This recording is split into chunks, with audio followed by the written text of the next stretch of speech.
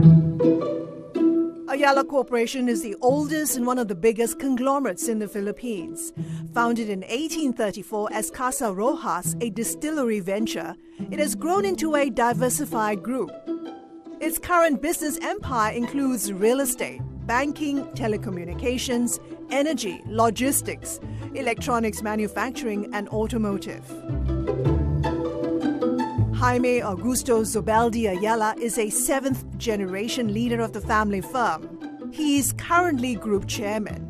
I caught up with him in Manila to find out how Ayala Corporation has evolved to become one of the most established firms in the Philippines. 190 years is a long time. We're talking about 7 generations of the Zobel family at the helm of the family business. What's the secret behind all that longevity? Well, I think there's no secret. Things evolve, leadership changes, but I think one thing that's kept us growing is a sense of needing to be relevant to the changing times. Different periods of time need different management, different expertise.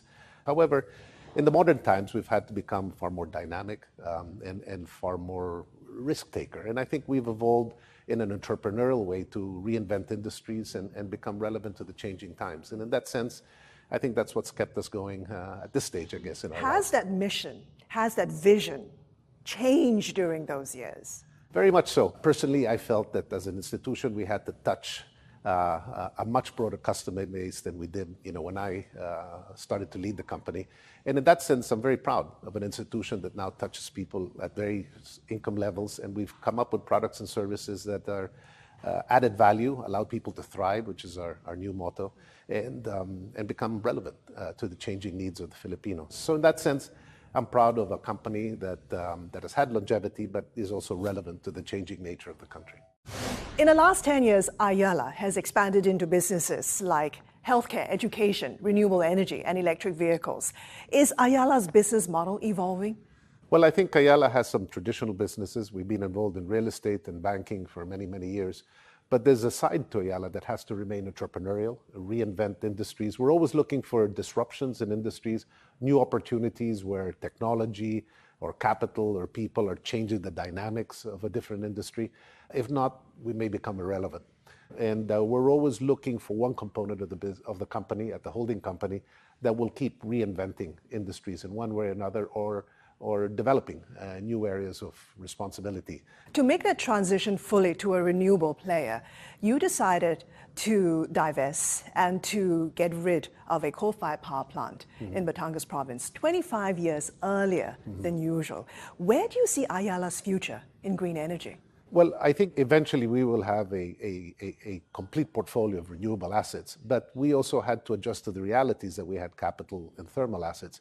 I think to give credit to our group in AC Energy, they managed to find an energy transition mechanism where they, instead of divesting completely, because when you divest a thermal asset, it's just going into somebody else's hands. The thermal asset stays. I think the beauty of what they've done in ACEN is find a transition mechanism where they've shortened the timeline of our thermal assets, cut it by about half. And that way have an asset that basically becomes purely renewable over the next 10 years rather than the 25-year lifespan that it originally had. Looking ahead, what role do you see Ayala playing in the Philippines' renewable energy revolution? Yeah, well, I'd like to think that we are a primary player. For example, we're developing a lot of data centers now.